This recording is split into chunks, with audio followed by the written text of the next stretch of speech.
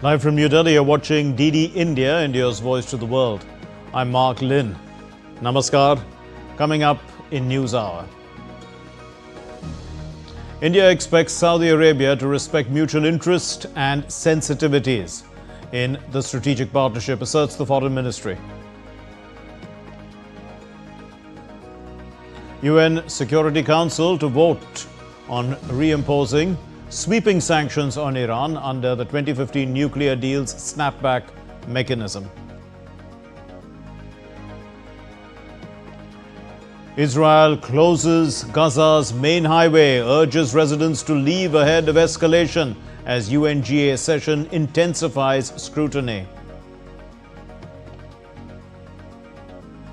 EU finance ministers back digital euro roadmap to reduce dependence on US payment gateways like Visa, MasterCard and PayPal.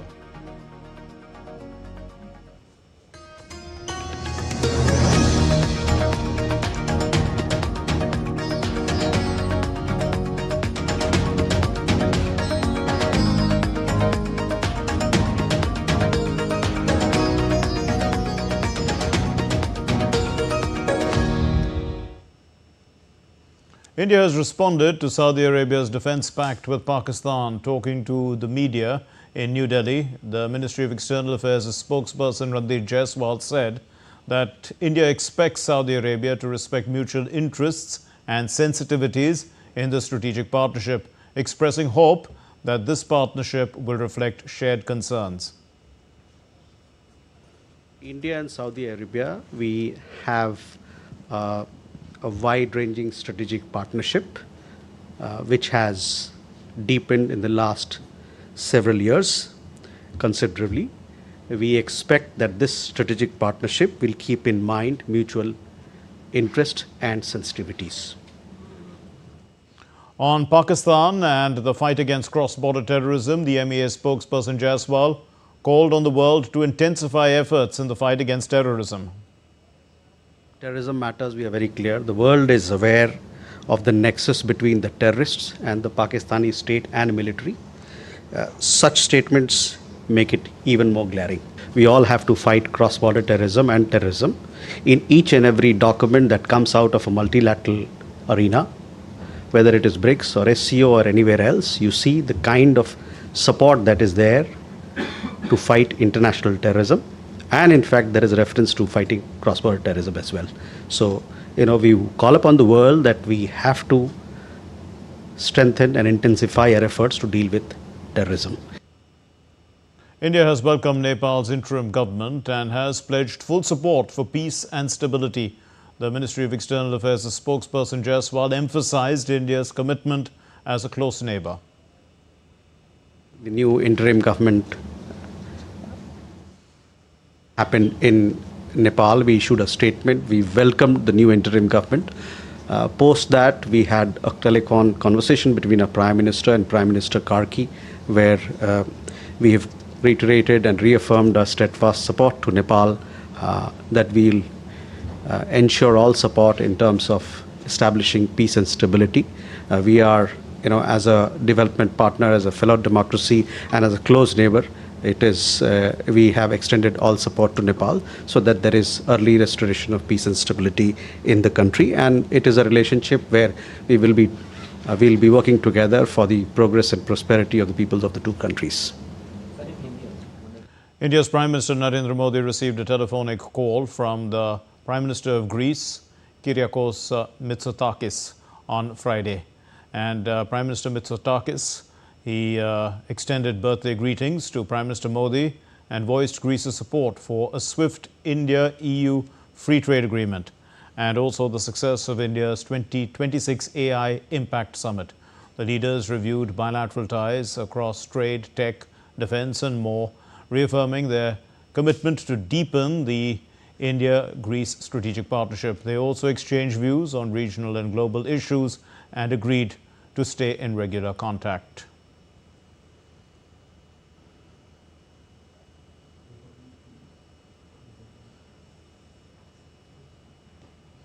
A Sikh delegation met the Prime Minister Modi, on Friday, recommending the dignified display of Jore Sahib, a 300-year-old footwear relic linked to Guru Gobind Singh and Mata Sahib Kaur.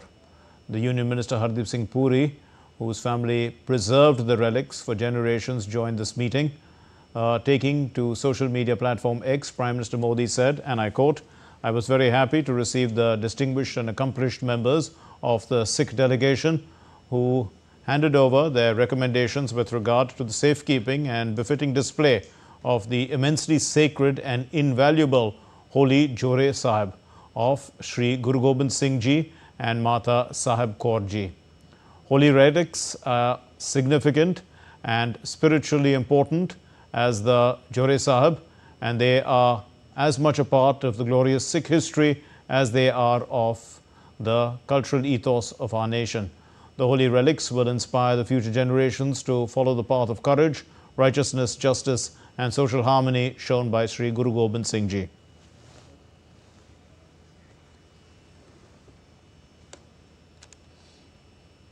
On Friday, Israel intensified its military operations in Gaza, urging residents to flee south and closing the key Salah al-Din road. The protests erupted at the border while the US vetoed a UN Security Council resolution calling for a permanent ceasefire and also unrestricted aid access. Its sixth veto, in fact, since the conflict began in October of 2023. Global attention turns to next week's UN General Assembly, where Gaza is expected to dominate discussions. The Israeli military on Friday urged residents of Gaza to flee southwards and announced the closure of Salah al-Din Road, which is the main north-south highway running across the enclave. The IDF warned that it will operate with unprecedented force in Gaza, with tanks moving deeper into the city. Residents were seen moving south with their belongings in cars, trucks and carts. Some were seen walking along a coastal road in central Gaza. Israel's escalation notice followed internet and phone lines being disconnected for several hours in the region. Protesters gathered at the Israel-Gaza border, chanting slogans and carrying signs against the actions of Israel.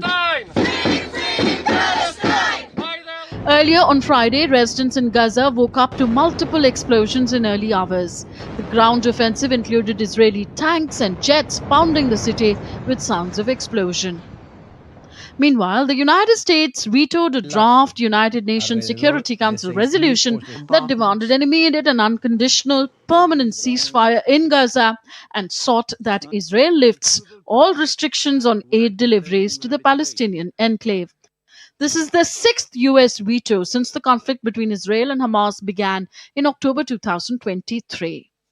So, the United States rejects this unacceptable resolution. It is beyond time that Hamas release every single hostage now and surrender immediately. The United States will continue to work with its partners to bring an end to this horrific conflict for the sake of the people of Gaza, who deserve a future free from Hamas, and the whole Middle East, which is ready to move into a new chapter of peace and prosperity. Meanwhile, 140 world leaders are expected to meet for the annual United Nations General Assembly Summit in New York next week.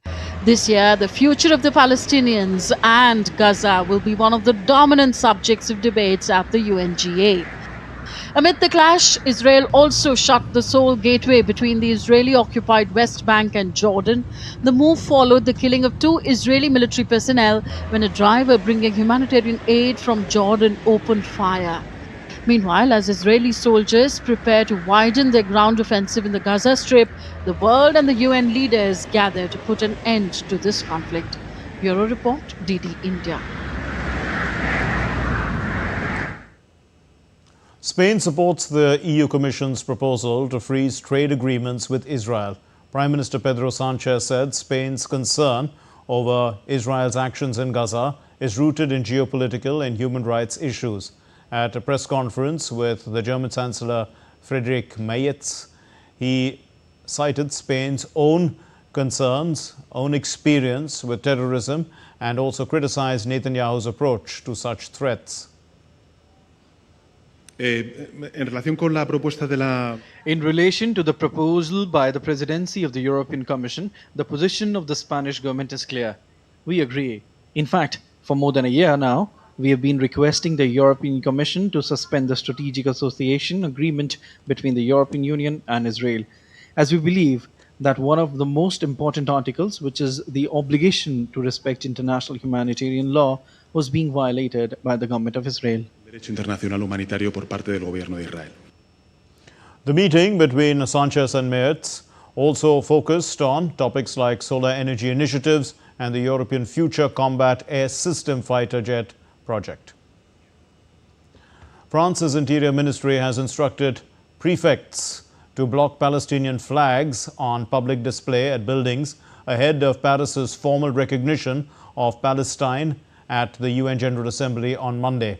Citing public service neutrality, the ministry said any mayor defying this order should be taken to court. Despite tensions over Israel's war in Gaza, several mayors plan to raise the flag in symbolic support on their own halls next week, their town halls that is. Israel's war on Gaza is a hot button issue, in fact, in France, and it is not uncommon to see flags hanging out of windows in Paris and elsewhere.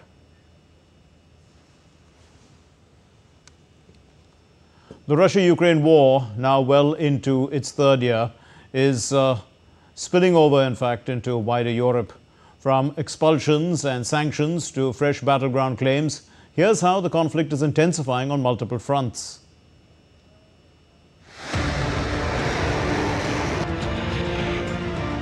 The 3-year-long conflict between Russia and Ukraine is slowly expanding its roots across Europe.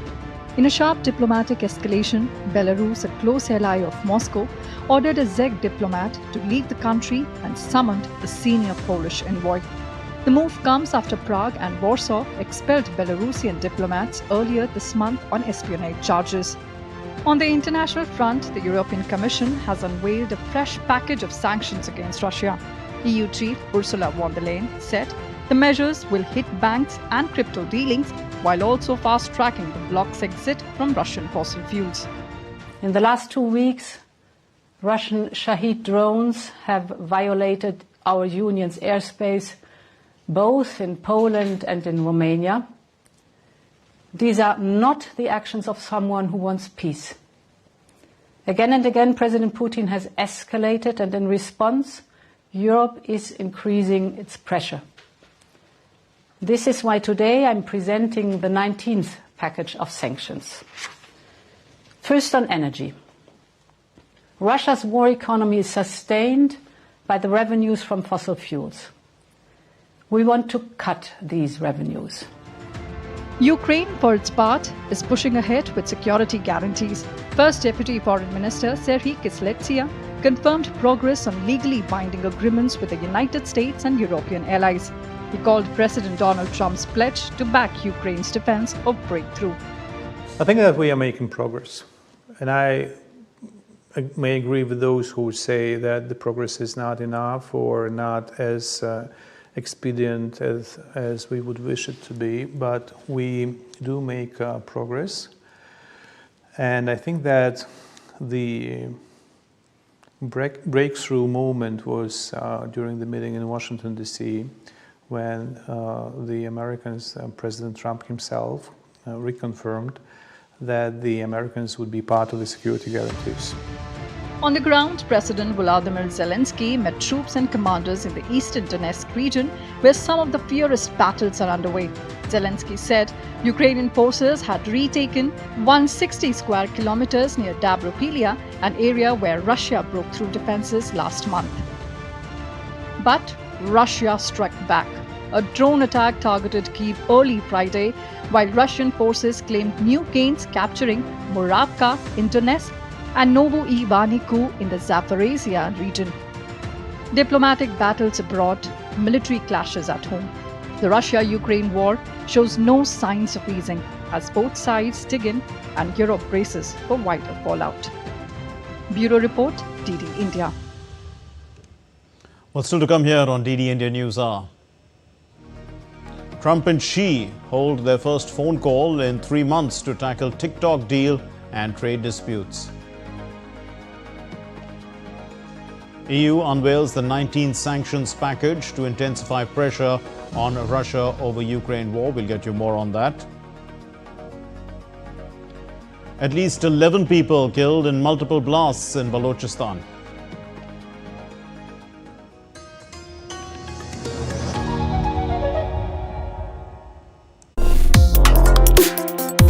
Complex issues, hidden agendas, twists and turns, strategic games.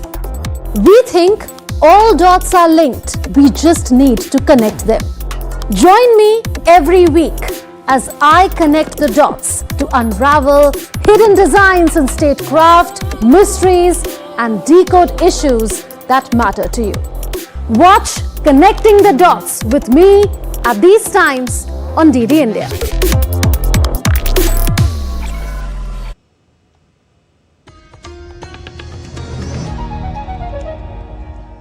You're watching DD India News Hour. I'm Mark Lynn. Finance and economy ministers, along with delegates from across the European Union, gathered in Copenhagen on Friday for discussions on a range of topics. One of the key items on the agenda is the ongoing debate over the use of Russian assets frozen within the EU borders. Germany, a vocal player in the discussions, emphasized the need for productive dialogue. The German finance minister, Lars Klingbeil, reiterated the country's stance on leveraging those frozen assets to support Ukraine's defense efforts. We made it clear in the coalition agreement that we are willing to discuss, despite all the legal difficulties, how to use Russian funds more intensively to help and support Ukraine. There is a financial need there. We want to fulfill our responsibility for Ukraine. But I would also like to say to you that everything must be examined carefully, and for now we are waiting for very concrete proposals from the European Commission. But Germany will take on a role in which we want to make things possible, not in which we block things. The EU finance ministers agreed on a roadmap for launching a digital euro currency that aims to become an alternative to the Visa and MasterCard systems. The digital euro is an electronic wallet backed by the European Central Bank, and it's essential as the EU is now keen to replace its dependence on other countries in key areas like energy, finance and defense. The finance ministers, they reached this agreement on the next steps that this will give them a say, in fact, on whether a digital currency is issued and how many such euros each resident will be able to hold. Turning now to digital euro. While we had seen slow but steady progress over the course of the last 2 years, there is now a growing urgency to reach political agreement and address remaining open issues. The US President Donald Trump and the Chinese President Xi Jinping held their first known phone conversation in 3 months on Friday, aiming to address key issues including the future of TikTok in the US and the ongoing trade tensions between the two countries. And the leaders discussed a potential deal to keep TikTok operational in the United States while transferring the app's American assets from Chinese owner ByteDance to US ownership. However, concerns remain over the precise ownership structure and the extent of control China may retain over the app. Now, the call also, in fact, touched on broader trade negotiations, with Trump expressing optimism that the two sides were pretty close to a deal. In addition to trade, issues such as semiconductors, Chinese imports of US goods, and Beijing's response to fentanyl-related chemicals were also on the table. The US President Donald Trump is back in the White House after wrapping up his second state visit to the UK on Thursday. Now, Trump and the British Prime Minister Keir Starmer, they hailed the renewal of their nation's special relationship. The visit came to a close with a show of unity after avoiding possible pitfalls. Trump also paid homage to the close ties enjoyed by the two countries, saying that Starmer was a tough negotiator in securing the first tariff deal with the US, although Britain has still not got the lower US tariffs on steel that it was seeking. While returning, Trump also said that he disagreed with British Prime Minister Keir Starmer on immigration and energy. You know, the thing I most disagree, I guess I disagree with him on two things. Immigration, which is very rough for the UK, very rough, and energy. As I said, you know, the North Sea, if I had that, I'd make a fortune with it. Look at Norway's accounts. Look at the cash Norway has. And they have the same thing we're talking about. I don't even know if they have as much, but that's a tremendous asset. So those two things. The Trump administration is trying to negotiate a takeover of Bagram airfield in Afghanistan. The US President Trump announced on Thursday at Chequers at a joint press conference with the UK Prime Minister Keir Starmer. Now, the historic Soviet-built air base, in fact airstrip, was the main base for the American forces in Afghanistan following the September 11, 2001 attacks up until the US 2021 withdrawal that led to the takeover by the Taliban. We just went through the Afghanistan total disaster for no reason whatsoever. We're going to leave Afghanistan, but we're going to leave it with strength and dignity. And we're going to keep Bagram, the big air base, that one of the biggest air bases in the world. We gave it to them for nothing. We're trying to get it back, by the way.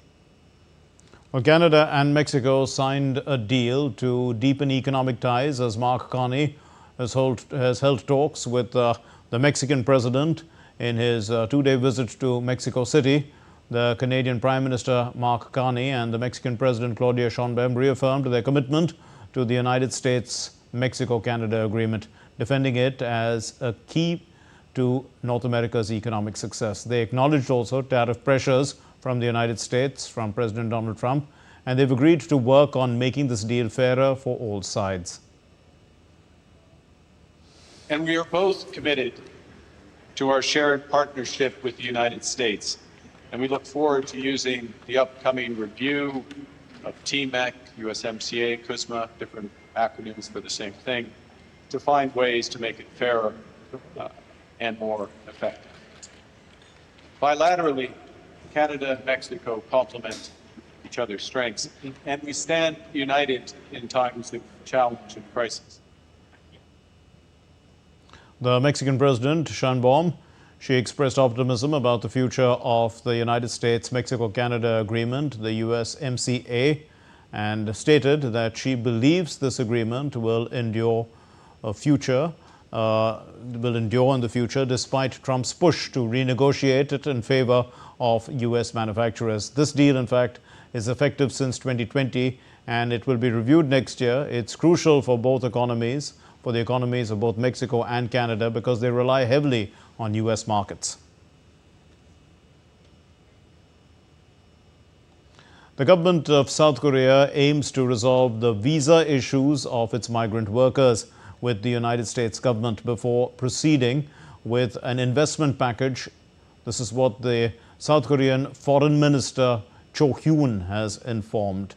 And the statement comes just days after the U.S. raid on a Hyundai Motors battery plant that impacted Korean workers in the plant.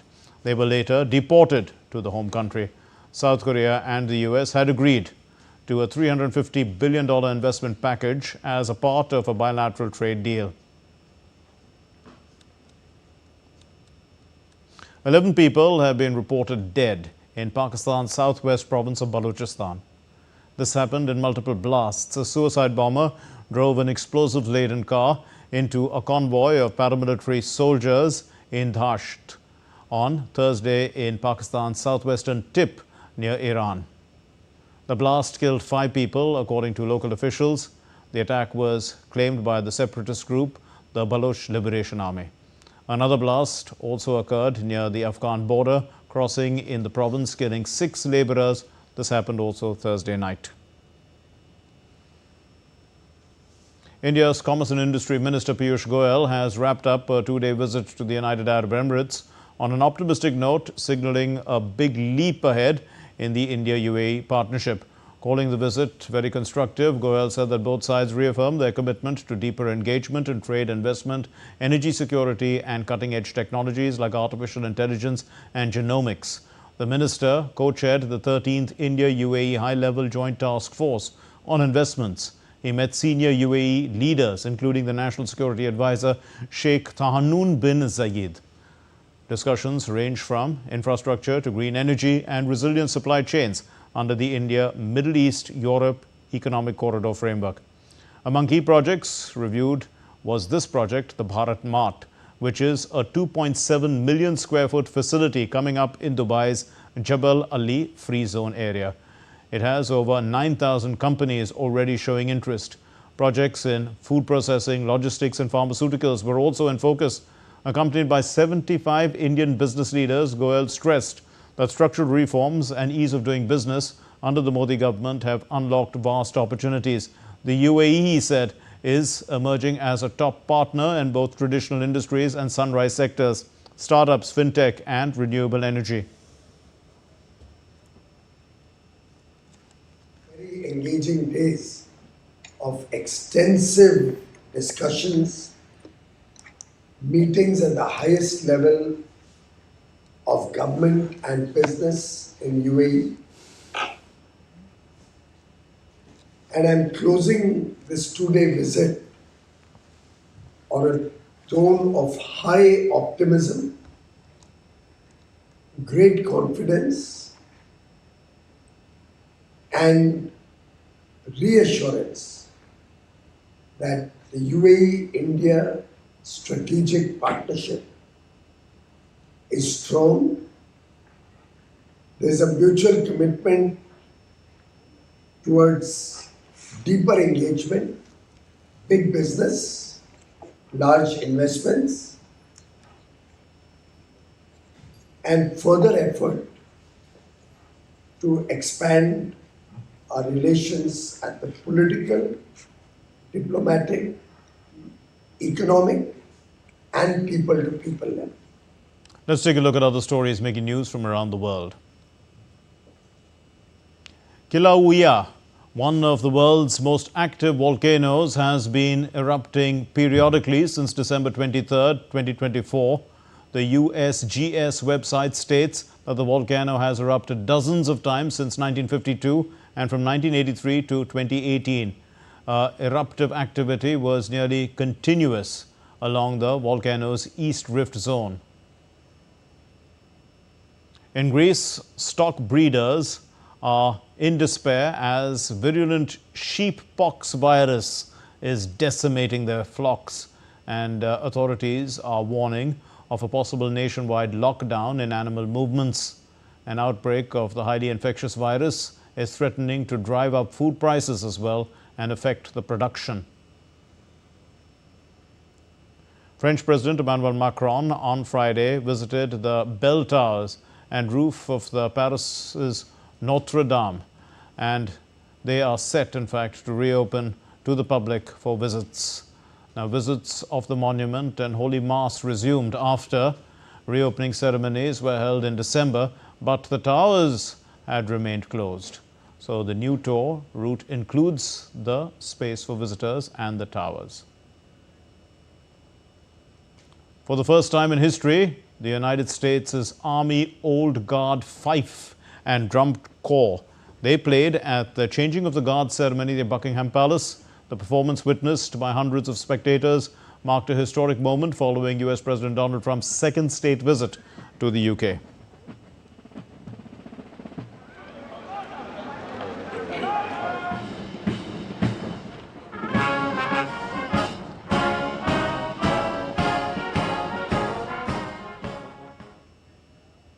And still to come here on DD India News Hour, we're going to get an expert's take on Iran's sanctions, the snapback, and the UNSC vote.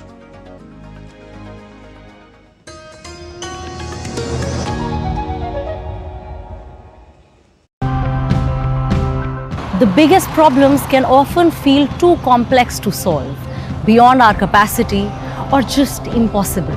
But that is till we find a solution, and once we do, everything seems simpler. This is the micro drip irrigation system, which in fact saves 60 to 70% of water while watering a tree.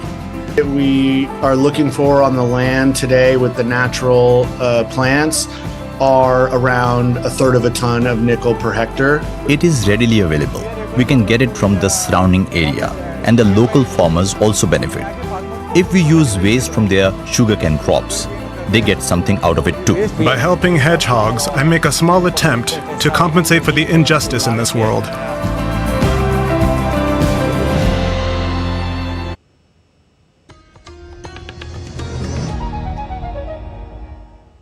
You're watching DD India News Hour. I'm Mark Lynn. Here's a recap of our main stories. India expects Saudi Arabia to respect mutual interests and sensitivities in the strategic partnership, asserts the External Affairs Ministry.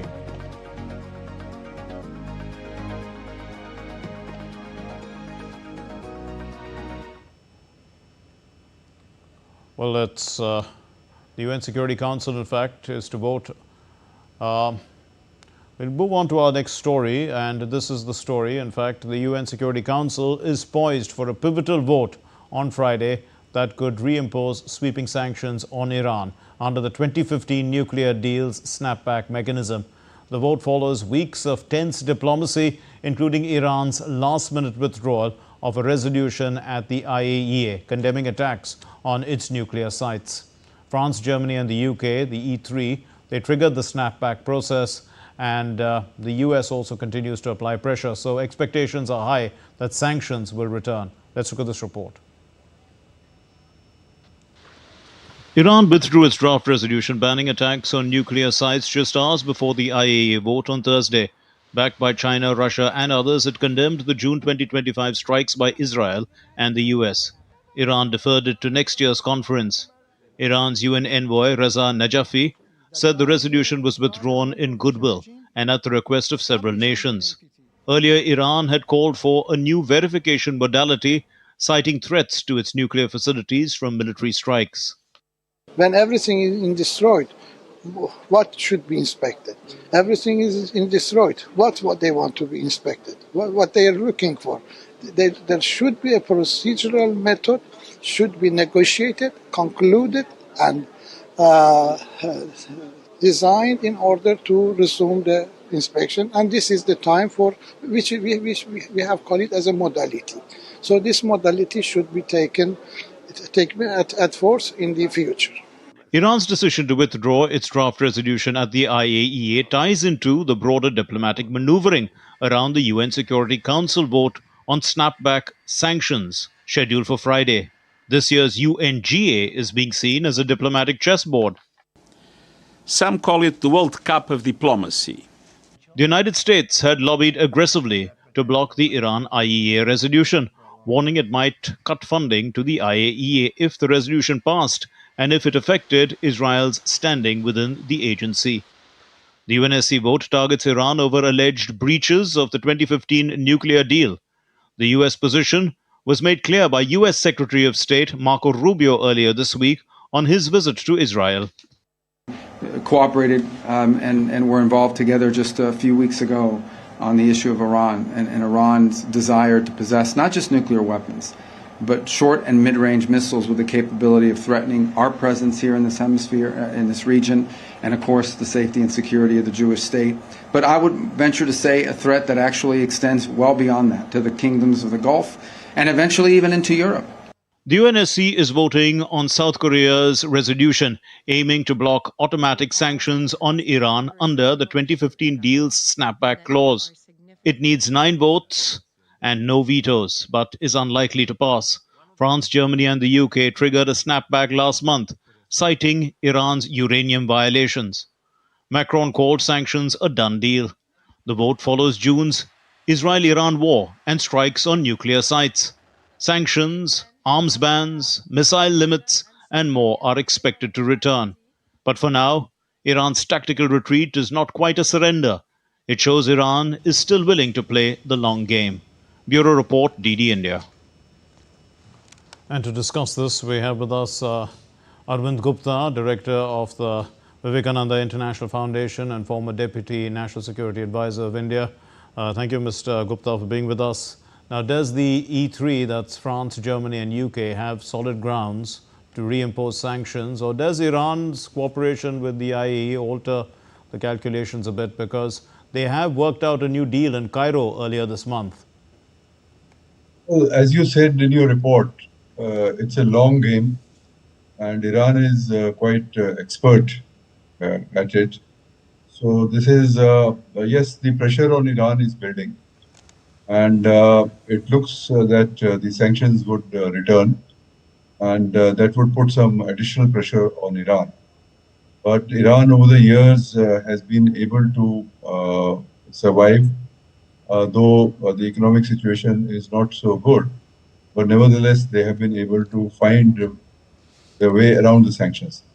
And I suspect that this is what is going to happen.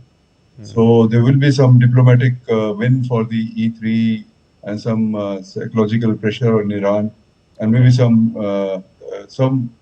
tightening of the sanctions could also impact Iranian economy somewhat. But overall, I think this will continue, and Iran will continue to perhaps press for diplomatic negotiations, which might come in the future. Okay. So Iran has been putting forward several proposals. They had a plan also at the UNSC. Also, they had put some proposals to avoid this, to delay the snapback trigger. But probably they have not succeeded in so far. But let us see. Probably this will continue. This game of cat and mouse will continue for. Mr. Gupta, also the June conflict, how did it change the state of play in a sense? It added volatility. It also may have raised some questions about Iran's nuclear stockpile and regional stability. To what extent, is this the thing that's on the mind of people who are going to be voting at the UNSC, later in the day? Yes, indeed. I think there are question marks on to what extent Iran has violated the JCPOA obligations. Probably it has deviated from those because the IAEA observers were not allowed. And of course, the situation had changed quite dramatically in June. And a lot of Iranian facilities have also been destroyed. So the Iranians have been saying that, look, what is there to inspect? But ultimately, it is the letter and spirit of JCPOA. That is what the resolutions are based on. That is what the various countries will take into account. So Iran was willing to allow some limited inspections to some facilities, but the E3 did not find it sufficient enough. And that is how they triggered this snapback mechanism. So the situation, of course, has changed, but JCPOA remains the only proposal or only mechanism in town to deal with Iranian question. If JCPOA itself falls, by the wayside, then Iran probably will think of some other options. Indeed. And what role do you see South Korea playing? They are the rotating presidency currently of the UNSC. And it's a South Korean proposal, in fact, that is in front of the UNSC. It's a resolution. And they want to lift the sanctions on Iran. But they also, Iran is basically asking for diplomacy rather than any escalation. So how do you view the South Korean role? Well, South Korea is playing a role which goes in favor of Iran. You see, the UNSC has to pass a resolution if the sanctions have to be, if the relief for Iran is to be there. But it seems that there is not enough 9 votes which are required. And according to some reports, probably the vote has already taken place. I'm not very sure about that. And the US sanctions are back. So the resolution has not passed, but maybe you would like to check. I would do that. Thanks for letting us know. But Iran also accuses the E3 of bias and is asserting its commitment to peaceful nuclear development, as that's what they've been saying. So what's the way forward then? Because at the end of it, that's what they've been saying right from the start. They want to have a way forward. There's got to be some negotiation, some way for diplomacy. I think it's going to be very difficult. These negotiations are going to be very difficult, particularly as you said, in June the whole situation has changed, and now the Middle East is in ferment, and these negotiations are not going anywhere. And the concessions which Iran is ready to make at this point of time is not acceptable to the E3. And also the geopolitical environment in the world has also changed. And today Russia and China, who are the supporters of Iran, they have their own geopolitical issues with the US and with the West in general. So they are also going to play a balancing act. Everybody is going to see their own national interests. So I think these are going to be difficult times ahead for Iran. But as I said, that they are a resilient country, and they will find some way around this also. But pressure on them might increase. Right, indeed. So this report did say that about 45 minutes ago, in fact, that vote did take place, and it went against Iran. So what can Iran do now? I mean, are they likely to withdraw from the NPT? Some people are saying. Is that a possibility? Well, all kinds of scenarios are possible. There may be still some throwback to diplomacy, which means the negotiations, etc., continue for a while. But as I said, negotiations are going to be tough, and withdrawal from the NPT is always an option which Iran could exercise, and that could change the situation further. And that is probably a pressure which E3 will also have on itself. Right. We leave it there. Thank you very much, Mr. Gupta. Thank you for being with us and putting this into context. Thank you. Now, moving on to our next story. In the backdrop of challenging geopolitical situations and tariffs and trade complexities, the two-day ICC Global Business Summit concluded in Mumbai on Friday. More than 1,000 participants from over 20 countries attended the summit. DD India correspondent Yogesh Sheetal caught up with the president of the Indian Chamber of Commerce. Let's listen. Sir, how do you see the Indian vision of being a developed country by 2047, and how do you see the industry will play a key role, especially in these two-day summit?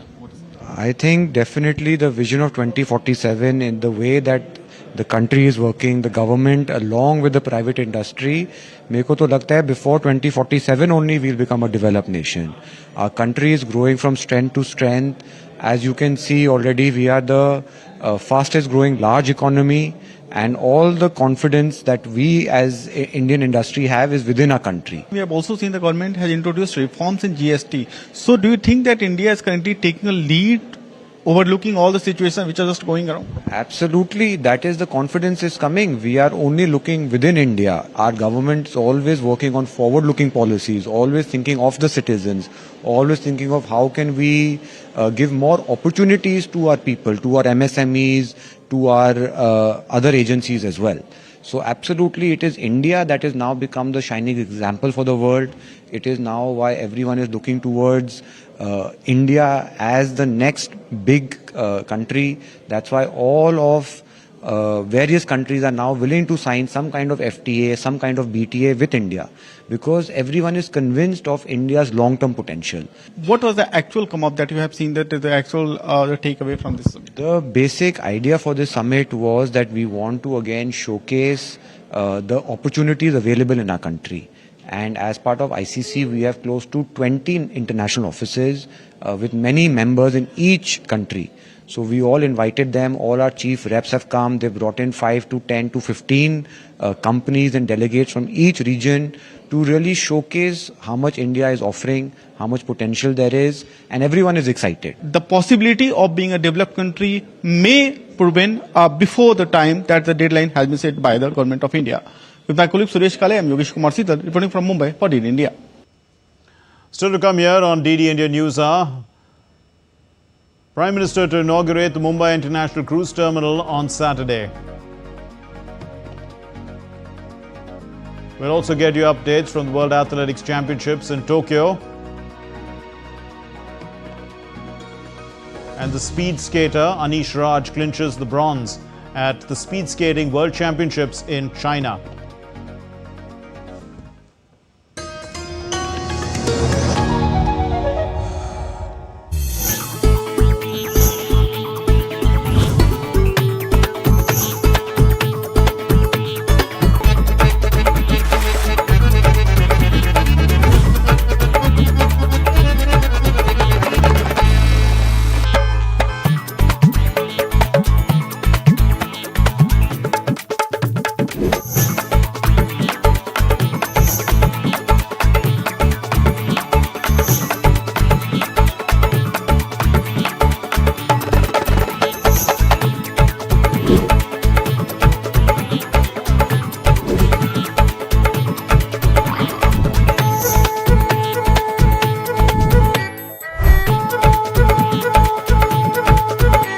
Welcome to Jaipur.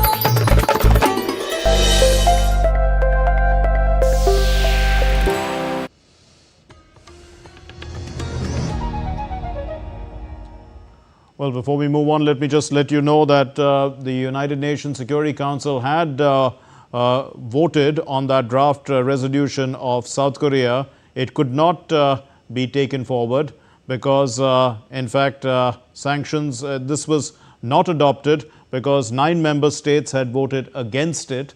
And so that implies that the UN decision means that all the pre-2015 UN sanctions on Iran will automatically return once the 30-day snapback period ends, which will be on September 27, unless the Security Council takes further action. But Iran has now vowed that they will provide an appropriate response to these unlawful sanctions that have been reimposed on Iran. We'll keep you posted on this in subsequent news programs. But for the moment, let's move on to our next story. Prime Minister Narendra Modi will visit Lothal on September 2025. This is to review the progress of the National Maritime Heritage Complex and inspect ongoing projects. The visit includes a detailed review meeting with officials and an inspection of the work completed so far for the project, which aims to showcase India's maritime heritage at the historic Lothal site. Vishal Barrister reports. The National Maritime Heritage Project, or NMHC, is being developed at Lothal, Gujarat to celebrate and preserve India's rich 4,500-year-old maritime heritage. This ambitious project, considered the world's largest maritime complex, features a museum with 14 galleries, themed parks, and recreation of Lothal city and a maritime research institute. The NMHC aims to serve as a global center for learning, tourism, and showcasing India's historical and ongoing role in maritime activities. So in first 1A, the around the costing is 1300 crores, and in this 1300 crore we are going to make 6 galleries and 1 Lothal town. This is different than any other contract that we did it. Like this is a heritage complex. Here we are making the live heritage of the Indian. The project includes recreation of ancient dockyard. The complex will feature 4 theme parks, a maritime and naval theme park, a climate change theme park, a monuments park, and an adventure park. I'm inside a submarine model, and there you can see this movie talks about the evolution of marine life, and I have with me Aditya. Tell us about this model. So this is basically a simulator ride for submarine, and in this we are showing the evolution of the marine life. Okay, so this are the screens. It is basically what we can say a windows of the submarine. Okay, and the ride will move according to the video simulation. So it will be a motion ride simulation with the videos and the audio syncing. The project is expected to elevate India's stature on the international stage by showcasing its rich maritime history and fostering global partnerships in maritime research and trade. The project is situated at Lothal, a significant archaeological site of the ancient Indus Valley civilization in Gujarat, India. Behind me is Navy's IL-38, the Advanced Airborne Warning System, also known as Sea Dragon. And right now I'm on board X Nishank. Why X? Because after serving 30 years in Navy, this corvette class ship is finally retired. And we are talking about the history, the maritime history of India from 5,000 years to today, and how India has maintained its position as a world-class Navy. With cameraman Ramakant from the National Maritime Heritage Complex, Lothal, this is Vishal Baristo for DD India.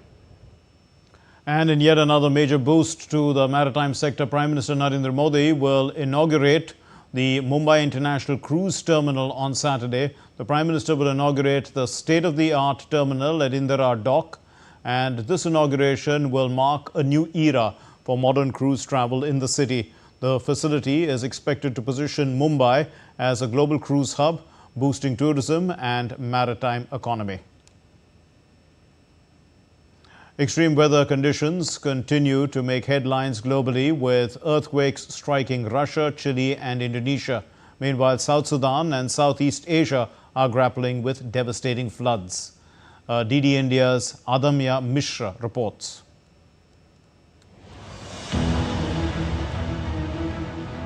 In less than 2 months, a powerful 7.8 magnitude earthquake once again struck off the coast of Russia's Kamchatka Peninsula on Friday, damaging buildings and triggering tsunami warnings across the region, with no major damages reported. Kamchatka, located in a seismically active zone, has been experiencing tremors frequently, with quakes of severe intensities in the recent past. Meanwhile, in Indonesia's central Papua province, a 6.1 magnitude earthquake rattled the town of Nabire, collapsing 2 houses and a main bridge and damaging several public facilities. Indonesia, positioned along the Pacific Ring of Fire, regularly experiences such seismic activity. Moving to South America, where a 5.6 magnitude earthquake struck Chile's Tarapacá region on Friday at a depth of 89 kilometers. In East Africa, deadly floods over the past few weeks, triggered by intense rains, have devastated Unity State in South Sudan, submerging homes, schools and clinics. Thousands have been displaced in Sudan, which has also been witnessing violence and ethnic unrest. The United Nations Mine Action Service is working to clear landmines to enable food defenses and support the return of affected communities. Back in India, torrential rains and flooding have created havoc in various parts of the country, particularly in Himachal Pradesh and Uttarakhand, where cloudbursts triggered landslides and damaged homes. India's Meteorological Department has issued a warning of heavy rainfall in the coming week, with North Indian hill states bracing for very heavy rains. Alerts have also been issued for northeastern states of Assam and Meghalaya.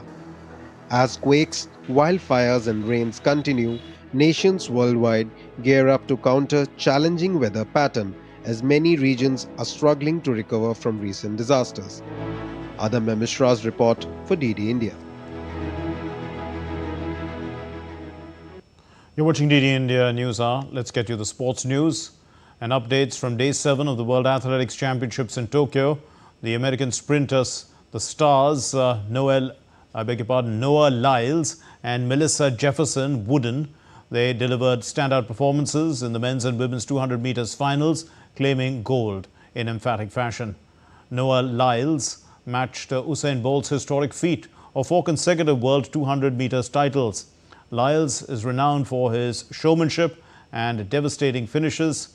He overcame a sluggish start to surge down the home straight and then secure his fourth successive 200-meter world title.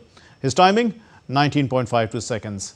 Kenny Bednarik continued his run in the near misses, collecting a second successive world silver at 19.58 seconds. And Jamaica's Brian Lavelle, he got the bronze medal. We're talking about the World Championships. This is, since the Bolt era, these are some pretty good timings.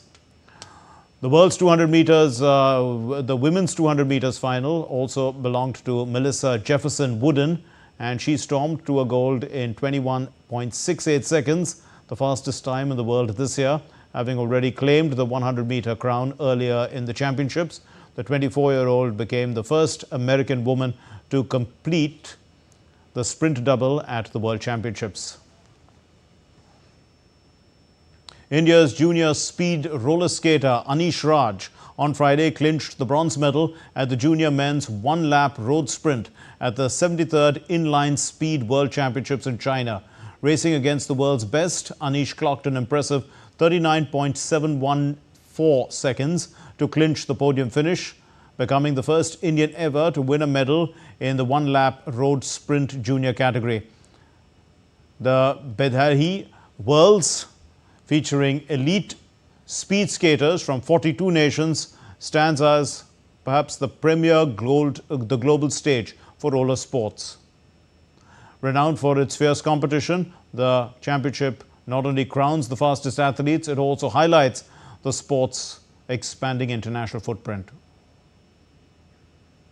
India's Gaganjeet Bhullar won the Delhi NCR leg of the Indian Golf Premier League Tournament 2025 on Friday. Bhullar carded 6 under 64, the best card so far in 2 IGPL tournaments, and became the first back-to-back winner on the circuit. Bhullar shot 72, 68, 64 and 8 under total at the JP course, which played to a par of 72 on the first day and then 70 on the final 2 days. Bhullar was thrilled to have gotten the IGPL to a flying start with 2 wins in 2 starts. For the second straight week, Bhullar took home a check of 22.50 lakh rupees. India posted 188 for the loss of 8 wickets against Oman in their last group game at the Abu Dhabi ground on Friday. Sanju Samson's 50 and contributions from Abhishek Sharma and Tilak Varma propelled India to 188. In a massive overhaul in the batting order, India held Tilak Varma and Surya Kumar Yadav and then sent Sanju Samson, Hardik Pandya, Akshar Patel and Shivam Dubey at number 3, 4, 5 and 6. Now the massive change from Surya Kumar and Tilak was done to give the middle order and lower order batters some game time before they start their Super 4 campaign. The Indian team is going to be facing Pakistan again in their first match of the Super 4 stage on Sunday. That's all in this edition of DD India News Hour. Let's know your thoughts on the news of the day. For those of you on the go, get the latest news and updates from India and across the world on the DD India mobile app. It's available on Android and iOS platforms. Scan the QR code and download it now. We'll be back with more news as it breaks here on DD India. I'm Mark Lynn from all of us here in Delhi. Thank you very much for watching DD India News Hour. Namaskar.